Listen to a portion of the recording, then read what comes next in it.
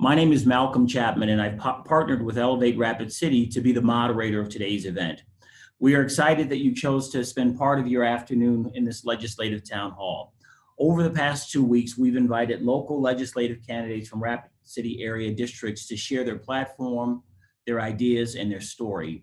In these uncertain times, public meetings and traditional campaign events are difficult to facilitate. So we hope that these webinars can help serve as the public's opportunity to hear from candidates themselves.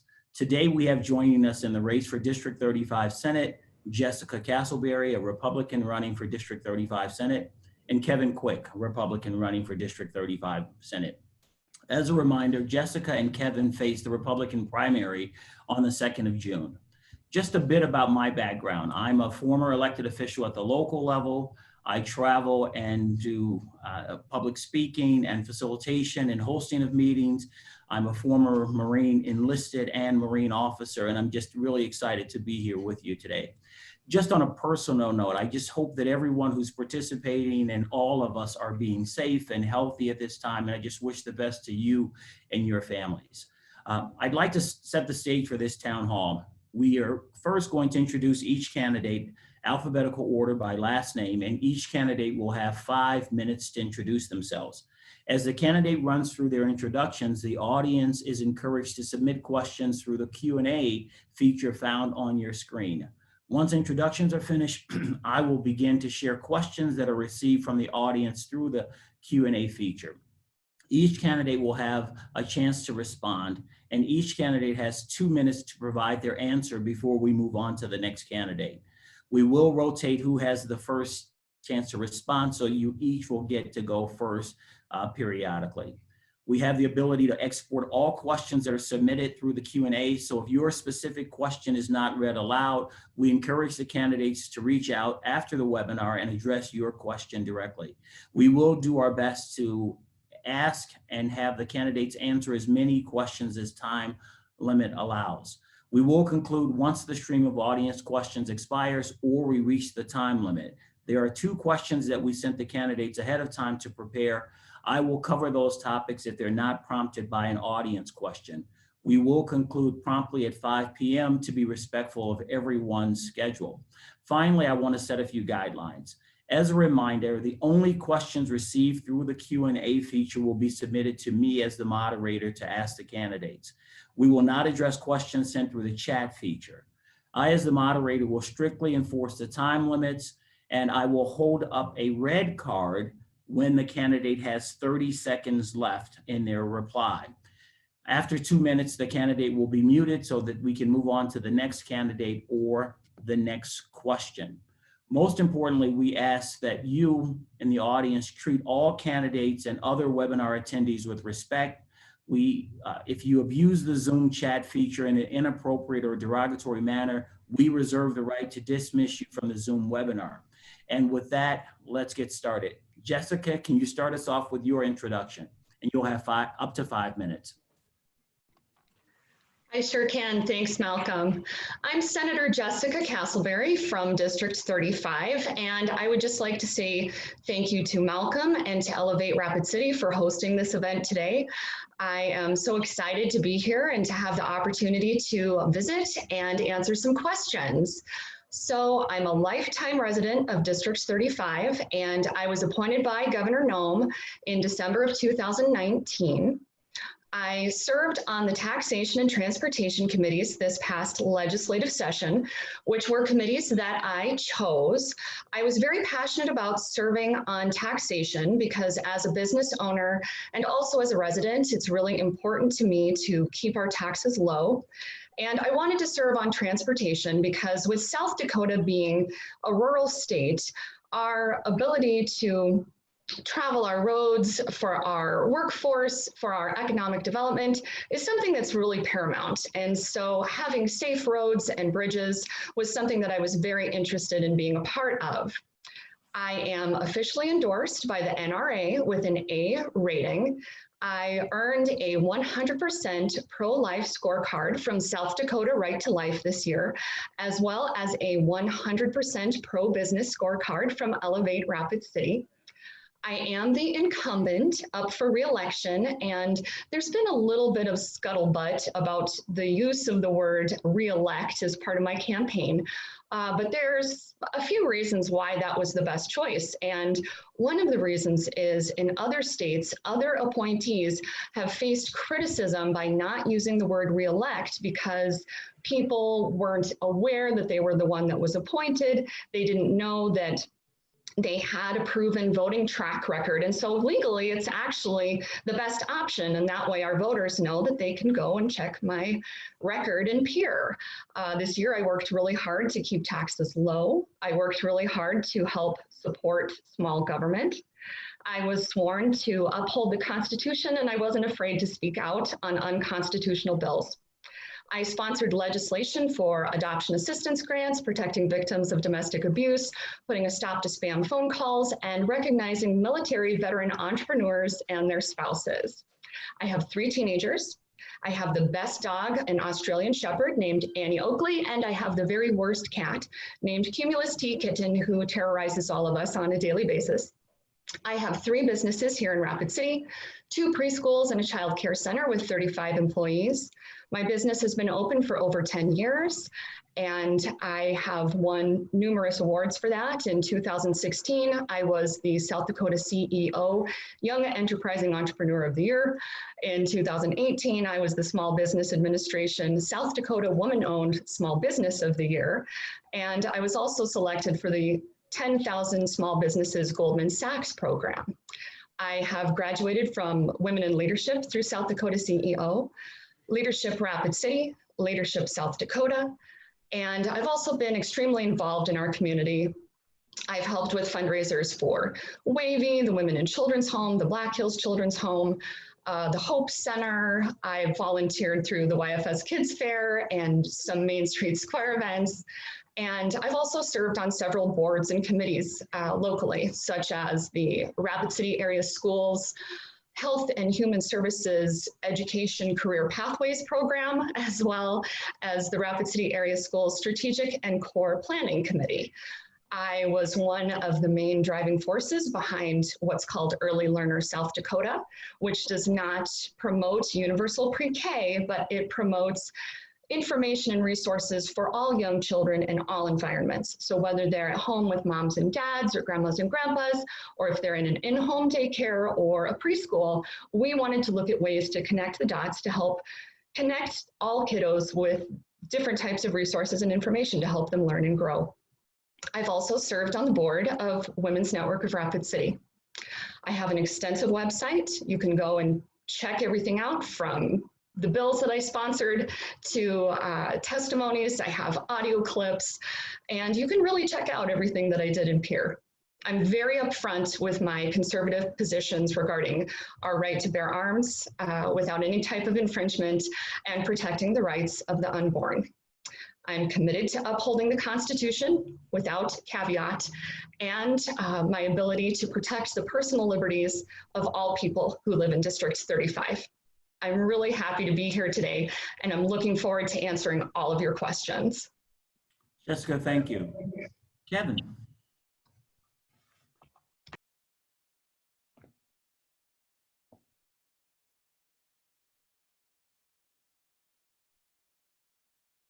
Kevin, you must be muted. How about that? Okay, and your 5 minutes will start now. My name's Kevin Quick. I am a resident here for about 7 years now. I own 3 businesses here with 7 kids, 2 stepkids. Excuse me, I'm the vice president of the Dakota Vaping Association, and I spend a lot of time in Peer advocating for different rights for different reasons, usually business rights. This last session, we were there fighting a vapor ban and about 5 other bills with great success.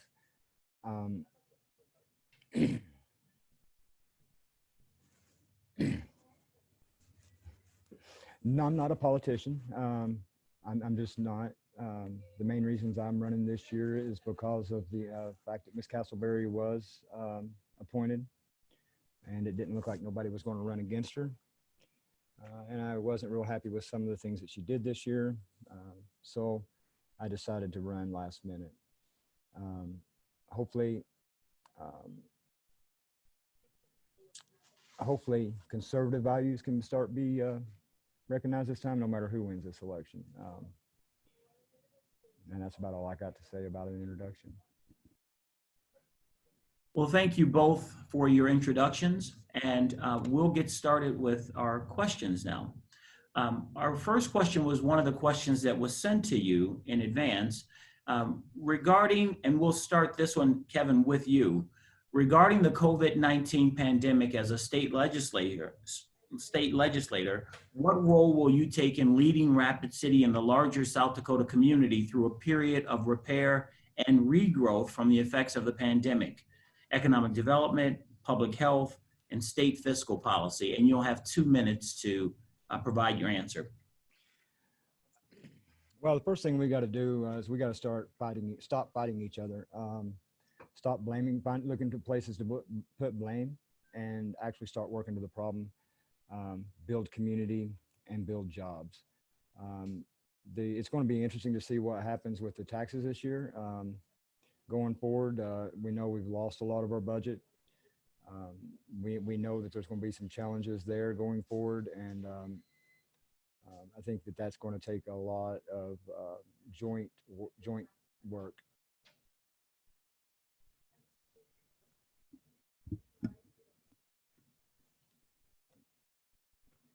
Was that another part of that question I missed? Sure. I didn't get this question ahead of time, so I don't. I apologize for that. The question was, as a legislator, what role will you take in leading Rapid City and the larger South Dakota community through a period of repair and regrowth from the effects of the pandemic, as that relates to economic development, public health, and state fiscal policy? So, I mean, obviously our role would be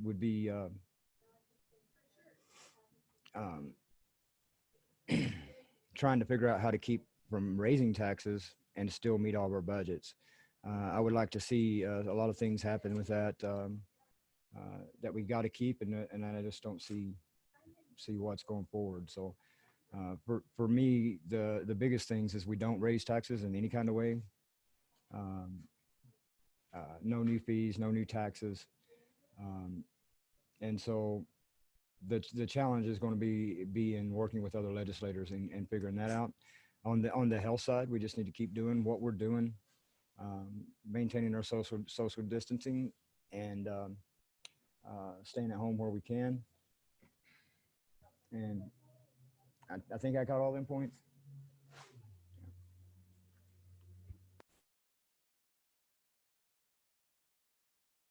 I don't have anything. Thank you. Jessica, would you like for me to read the question again? Sure, Malcolm, that's fine. The question is regarding the COVID-19 pandemic. As a state legislator, what role will you take in leading the Rapid City and larger South Dakota community through a period of repair, regrowth from the effects of the pandemic, economic development, public safety, and state fiscal policy? Thanks, Malcolm. There are a lot of things that we can do to help everyone recover from the COVID-19 pandemic. I think one of the biggest issues that we faced locally, statewide, and nationally, especially in the beginning, we saw a lot of being reactive versus being proactive. I own a very regulated business, which is required to have emergency contingency plans in place. And I was alarmed by the confusion and conflicting recommendations, even coming from the national level, who has jurisdiction, what should protocol be, et cetera. And I personally would have assumed that the government would have worked out emergency response procedures for all different kinds of worst case scenarios. I think that that's been brought to light by all of this, and I think it's something that will need to be addressed moving forward. And that's something that we can do working with the city of Rapid City. It's something that we can do working with the state and Governor Noem's office, where we take a look at what are some of the different potential disasters that we could have here, and what is an established policy that we can do. I'm all about strategic planning, and so that's something that I think that I can bring to the table with that. And then I have some other ideas with some fiscal management as well, but I'm pretty sure that some of those questions will come up again. So I'll save it for another 2 minutes. Thank you. And Jessica, we'll start this question with you. Are there other strengths that you would bring to the legislature in terms of important pro-business and economic development for the Black Hills? Thank you for the question. Well, I have a proven track record for business acumen, and it's definitely something that is one of my strengths, being recognized by the Goldman Sachs 10,000 Small Businesses Program. They did an excellent job of bringing in world-class business leaders to run our curriculum, and was able to really look at broadening thought on business growth. A few things that I think we could do to be a little more creative. Sometimes when you're trying to open a business in a place like Rapid City, you'll look at all of the zoning and all of the laws, and they all say one thing, and you see that you'd be able to open your business, you know, for example, in a part of town like downtown, where everything that you want to do fits with the zoning. But then when you look at the laws within the state, then there are conflicts and it supersedes it, and you're unable to open your business downtown. So that leads to new construction on the outskirts of town. It leads to things like food deserts and childcare deserts and job deserts in the interior parts of some of our cities, where that's something that we could take a look at. What can we do to align that type of legislation? Because not everyone can afford to start a business with brand new construction. And also it's hurting the interior of those cities with their economic development as well. So that would be one small way that I could help, and something that I have a lot of experience with. Jessica, thank you.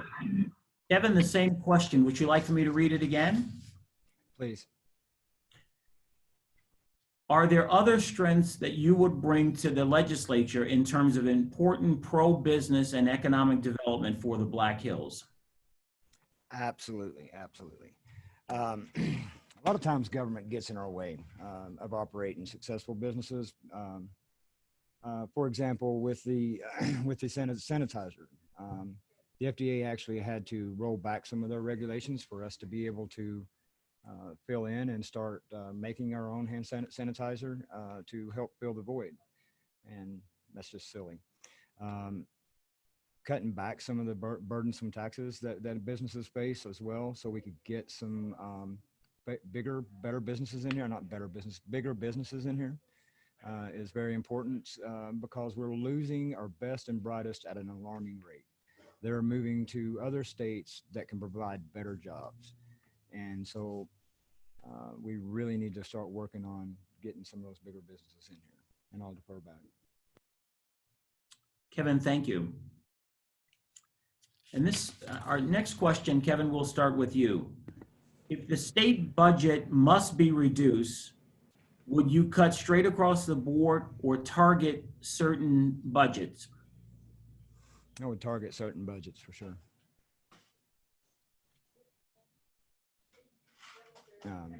Absolutely target certain budgets. There's certain things that's got to be that we got to protect, and certain things that's not necessarily a priority right now. I mean,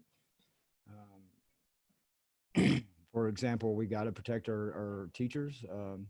That 2% ain't much, but it's important to them, and we actually need to start working to get them better pay. Our kids are our future, and those teachers are the bus that's taking them there. So we've got to strengthen that up. But so that 2% is very important this year.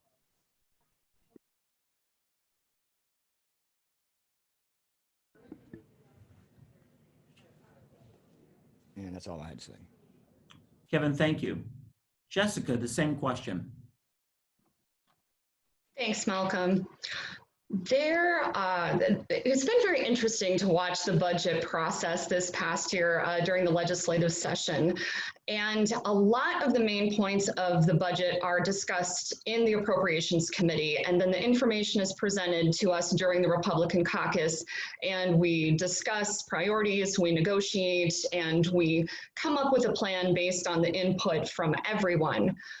This is going to be a really tough year, and we're going to need leadership that has a firm record of fiscal responsibility personally, professionally, and ideally as a legislator. A lot of details will remain to be seen on what should be cut and how that's going to look, but that's why it's going to be so important to get feedback from the community leaders on what they're seeing they need within their government, both at the city and the county level, as well as from the individual citizens. I could go into a lot of detail with the big three and how difficult it is to come up with the funding for that. We are legally required to give them that funding that is written into law, and so that is something that should be considered a priority. But we have to remember that for every sales tax dollar, education receives 49 cents of every dollar. And so that leaves Medicaid, DSS, Department of Health, Corrections, Courts, Public Safety, the Attorney General, and 11 other state departments that have to split the rest. So we're going to need to be creative on increasing our funding sources without increasing our taxes. Thank you. And Jess, with our next question, we'll start with you. Other than budget items, what laws or issues would you modify, change, or bring to the legislative session? Sure. I think that there are a lot of cleanup laws that could be taken a look at, but kind of tying in with some of the budget, I think it's going to be really important that the legislature tries to avoid bringing too much personal agenda legislation. We find that that personal agenda legislation takes up a lot of time, even if it doesn't pass.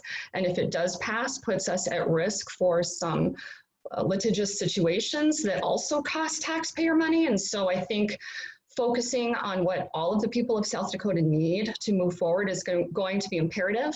With that being said, I've had some community members reach out to me with some fantastic ideas, some things that would help build the economy, some things that would help. There was one very specific one that had to do with women having pelvic exams while they're under sedation without their knowledge. That's something that I think needs to be had another look taken there. But that's one of the wonderful things, is that the citizens are reaching out with what they want to see. And so if we can find those things that will benefit all South Dakotans, those are the types of things that I want to be focusing on. Thank you. Kevin, the same question. Would you like for me to read it again? Please. Other than budget items, what laws or issues would you modify, change, or bring to the legislative session? Well, unfortunately, I haven't had the opportunity for people to bring stuff to me like I have Jessica. But as I've said before, I would like to deregulate business so we can bring more business in. That is an important issue to me. And some of the issues with CPS and Child Protective Services. And I would like to see more strength given to the families that's involved in this. I've seen a lot of issues where extended family wasn't necessarily considered. And I think we need to start with that. And there is also some things that I would like to see done differently with our drug laws. Not repealed on drug laws, but strengthening on getting people help. As some of you may or may not know, I have had issues in the past with drugs, and when I sought the help that I needed, I couldn't get it. That is a big problem in this state. If we want to fix the drug problem, we got to start with prevention, education, and rehabilitation. Incarceration is much, much more expensive and much more difficult. It's more difficult on the family that's involved. It's also more difficult on the system that is trying to fix the problem. So that is a very, very important issue that going forward, South Dakota needs to work on. And I think I got some answers for that. Thank you. Kevin, this next question will start with you. What other ways can the state of South Dakota increase their state revenue other than raising taxes? Can a combination of other sources of revenue such as user fees be used?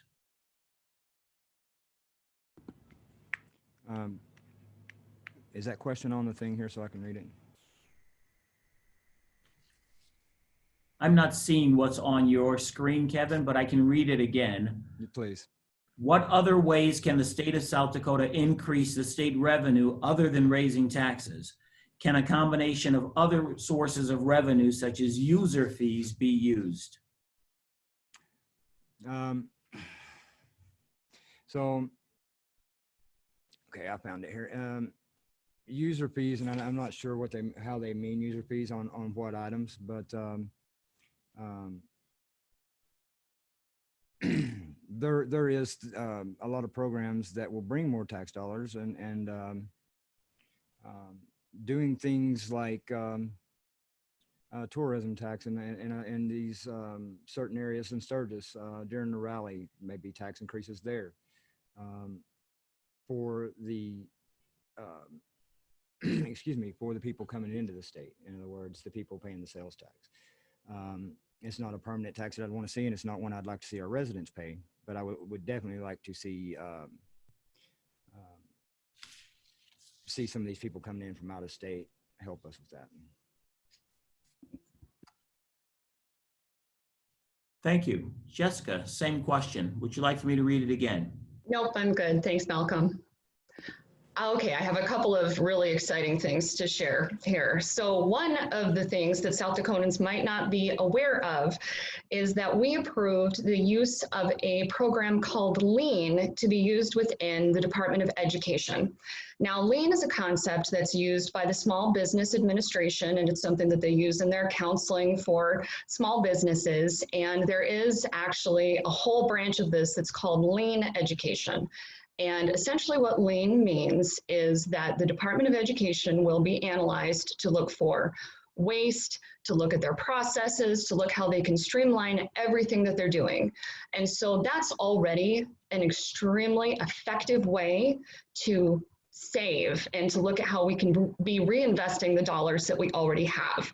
I know a lot about LEAN. I've written a couple of blog articles that were published worldwide. And when we talk about running the state like a business, this is the perfect example of how we can be doing that. Another thing that I think would be good to investigate is how many businesses in South Dakota are operating without their sales tax license. This is something that I visited with the city of Box Elder about, because they're facing frustration with collecting sales tax from businesses that they don't even know are operating. And so we want business in South Dakota, but we want to make sure that those businesses are being responsible and running their businesses well. Thank you. Jess, we'll start with you with this question. How would you represent minority citizens in your district, LGBT and Native American communities, and et cetera? Thank you for the question. I was sworn to uphold the Constitution of the United States, and this includes the rights of all citizens for life, liberty, and the pursuit of happiness. The word liberty gets thrown around a lot, especially by politicians. And for some people, that means that they will protect their version of liberty that ascribes to their own belief system, which ignores the First and 14th Amendments. Liberty was a paramount word included in the Constitution, and perhaps the most important word. The definition of liberty is the state of being free within society from oppressive restrictions imposed by authority on one's way of life, behavior, or political views. One of my main campaign platforms is protecting personal liberties, and that means as elected officials, it is our responsibility to represent everyone's liberty. I am one of the most approachable legislators that you're ever going to meet. And part of this comes from working with young children for so many years and being a mom myself. I have a reputation in the Capitol for being analytical, fair, and I listen to all sides with consideration. If you email me and you haven't heard back from me, it's because it went to my spam folder. I am completely invested in representing everyone equally. Jessica, thank you. Kevin, the same question. Would you like for me to read it again?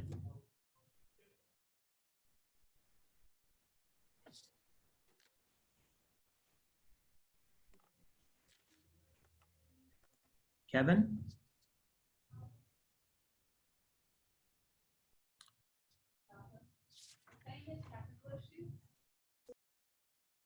Jessica. Hmm. And again,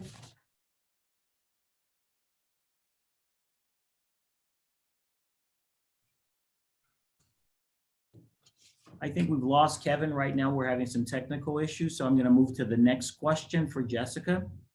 How will you work with the Governor's Office of Economic Development to promote impactful economic development in the Black Hills region?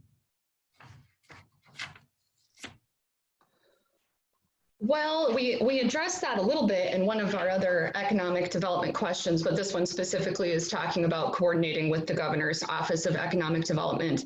I think the key there is communication, and that's something that I'm 100% invested in: collaboration, communication. I've been a strong voice for District 35. I have supported small business all over the Black Hills. I've been a business mentor. And so I think that that is going to be an easy relationship to continue to grow. I think that the Governor's Office of Economic Development has done amazing things with coming up with some extra grants during this COVID-19 crisis, and especially with the governor's platform of "We're open for business," I think that she will welcome the continued representation and communication from the Black Hills area on exactly what it is that we need. Jessica, thank you. Kevin, are you back with us yet?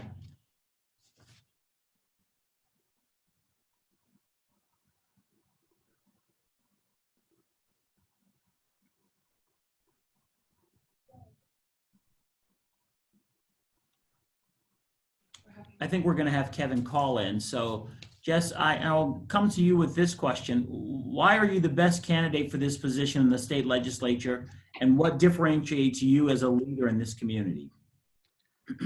Sure, yes, thank you. I bring proven leadership. I've been in business for over 10 years. I have been recognized statewide and nationally for my business prowess. I have a clear track record in peer. If you visit my website, you can see everything I mentioned before, all of the bills I sponsored, the bills I supported, the bills I opposed, and you can also listen into the testimonies. You can hear in my own words what I said to stand up and for personal liberties on the floor. Anyone can say that they're a leader, but I have proven it, and anyone can say that they'll support this or they'll oppose that. But as your representative, you can literally see what I have done this past year. I bring transparency and communication. I'm not sure if I've ever seen another Facebook page or website from a politician that has as much information on it as mine does. Even at the risk of criticism, I have always stood by protecting personal freedoms and upholding the Constitution. I'm always happy to visit about why a certain bill was a good idea for South Dakota or why a bill was a bad idea for South Dakota. Sometimes you have to be in the room and listen to the testimony and really hear from the constituents on why it was or was not a good idea. I will not bring any personal agenda legislation. And for many candidates, I think that there's a temptation to run for office because they are very passionate about a particular subject, and maybe they're driven to garner some publicity. I have no personal agenda. I am a conduit for the voice of District 35, and I want to know, what do you need and how can I help? Jessica, thank you. Kevin, are you back with us?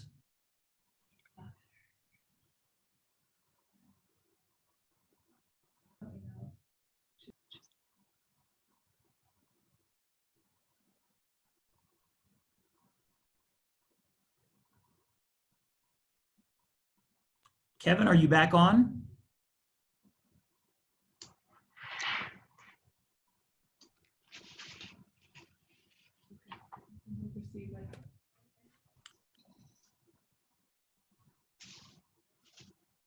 Well, Jessica, we're going to go to a closing statement for you. If Kevin comes back, we definitely will pose all of those questions for him as well, or as time allows. It's just unfortunate that we've lost him due to some technical difficulties. But you'll have 1 minute to just close with a closing comment. Sure. Thanks, Malcolm. I will keep taxes low. I will protect the Constitution, and I will always listen to the concerns of all of our friends and neighbors that live in District 35. I appreciate everyone's consideration for a vote in the June 2nd primary. I'm the only candidate for District 35 Senate that's endorsed by the NRA. I have that 100% pro-life scorecard, the 100% pro-business scorecard, and I just got to say it in case you watch any of my videos. I'm Senator Jessica Castleberry from District 35. And to me, your voice matters. Jessica, thank you. Thanks, Malcolm.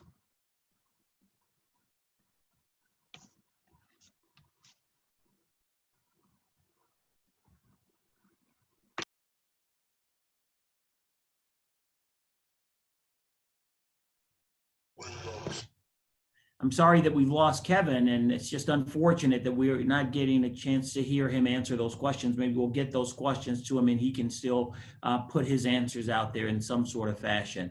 But we just really thank you this afternoon for being with us. And on behalf of myself and Elevate Rapid City, we thank the audience for the time you spent hearing the District 35 Senate candidates. We are very grateful to Jessica and to Kevin for participating and sharing their perspectives with us today. Please keep in mind the date of June 2nd when the Republican primary election will be held. If you have any questions about voting or the elections, please reach out to Elevate Rapid City. And with that, we conclude our series on local legislative candidates running for the 2021 legislative session.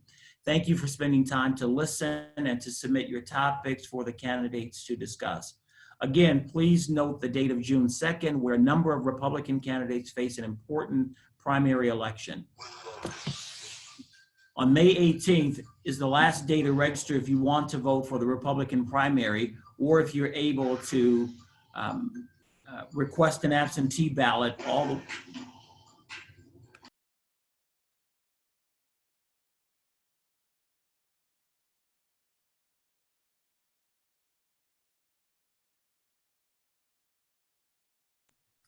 Gosh, I'm having technical difficulties. Again, please note the date of June 2nd, where a number of Republican candidates face an important primary election. May 18th is the last day to register if you want to vote in the Republican primary, and if you're able to request an absentee ballot all the way up to the date of June 2nd. Please visit the Secretary of State's office for necessary forms to complete. You can find the recorded town halls on Elevate's website, linking you to the YouTube channel. And we also have available on a new podcast presented by Home Slice Media and Elevate Rapid City called Dakota Town Hall. This will offer coverage of state, district, local, and county races. Rapid City local elections will be covered by the Cowboy and by Dakota Town Hall social media in the days to come. So look out for that information as well. We thank everyone for participating in these legislative town halls. Thank you and be safe.